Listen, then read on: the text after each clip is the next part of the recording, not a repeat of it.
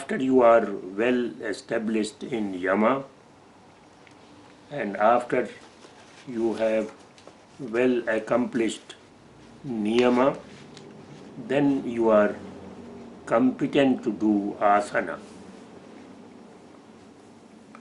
And what is asana? What is yogic asana?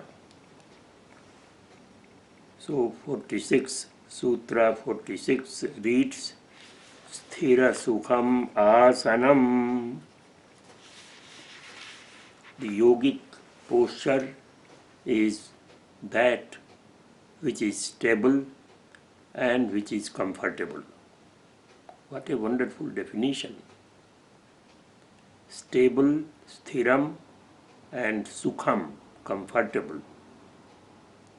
The asana need not be too cumbersome, too difficult to deal with. Otherwise, the practitioner will waste most of his time in only asanas. But asanas are one of the eight components of yoga. So that is why comfortable, stable and comfortable posture is the yogic posture, is the yogic asana. And how that asana is perfected. So that Sutra 47 reads, Prayatna Saithilya Ananta Samapattibhyam. Prayatna Saithilya Ananta Samapattibhyam. So, Prayatna Saithilya. Of course, Vyasa says, Prayatno Paramat Siddhyati Asanam. Yena Nangame Jayo Bhavati. Vyasa says that there should be no effort for any yogic posture. No effort. Prayatna Uparama and Ananta Samapattibhyam.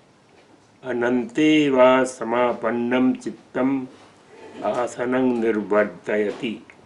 Of course, this Ananta Samapatti is interpreted even by Vyasa as, and Vachaspati Mishra as 1,000 hooded. 1,000 at the time of having this yogic posture, one should, or the asana, the yogic posture is perfected by his meditation on Ananta, that is 1,000 hooded Naga serpent, on which the entire earth is sustained. But I have got a feeling that Ananta is infinite, and Ananta is infinite God. So one should have just meditation on infinite God, Ananta Samapatti. So Prayatna Saithilya and Ananta Samapatti, these are the two main, I should say, the tools by which asana can be perfected. Relaxation, the asana should be relaxing. And number two, it should have some meditative tool also. And that meditation could be in infinite God, or or Anantanaga, or of the god of your choice, whatever it is. And then, if your asana is perfected, then 48, tato dvandvanabhighatah. So thereafter, the onslaught by various conflicts of the world, that ends. Tatah dvandva anabhighatah. Then the onslaught onslaught by uh, various conflicts, conflicting situations of life, that ends, that is destroyed. Tato dvandvana vighatah. And thereafter, tasmin sati श्वास praswasayor gati vicheda pranayamah. So after you are well perfected in asana, then you tried to do the breath control, pranayama. So what is pranayama? So the pranayama is, one is inhalation, that is shwasa, and prashwasa is exhalation, and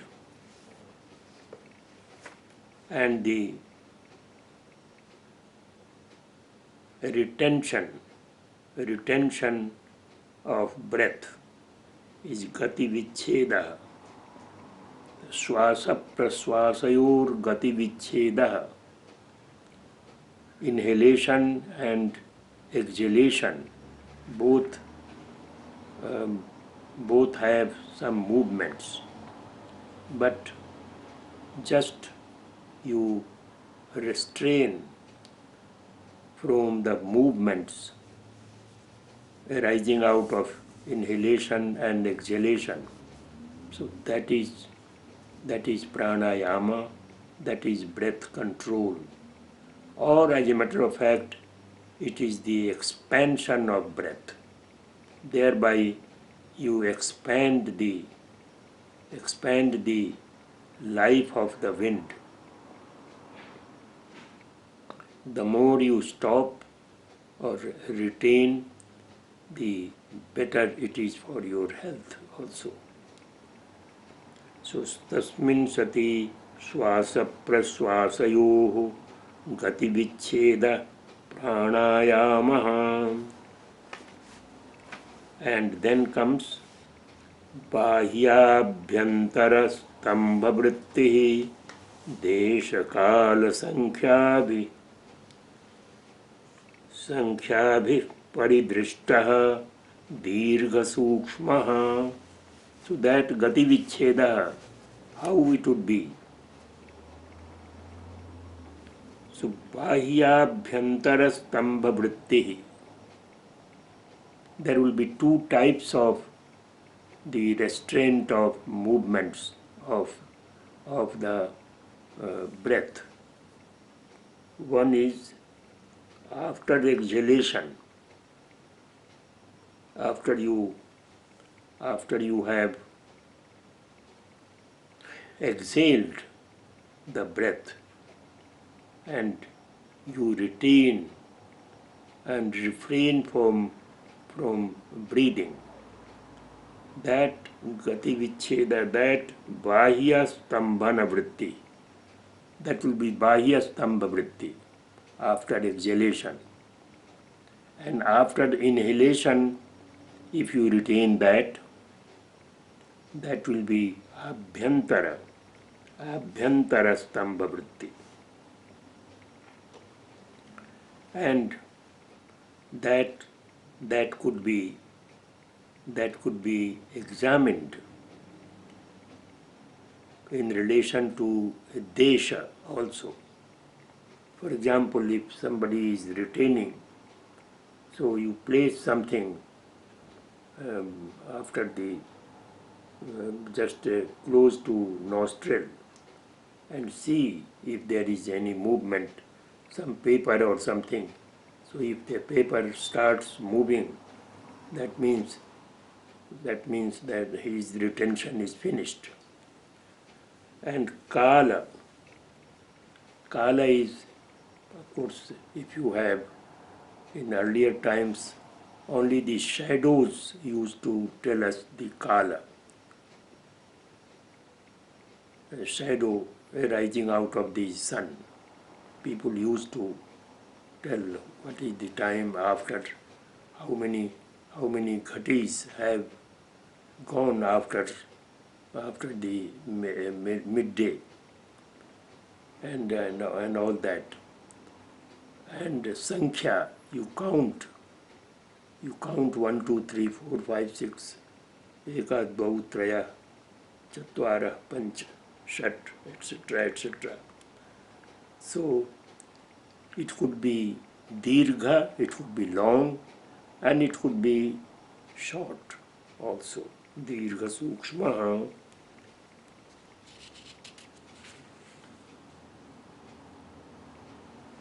बाह्याभ्यंतर विषयाक्षेपी चतुर्थः बाह्याभ्यंतर विषयाक्षेपी चतुर्थः.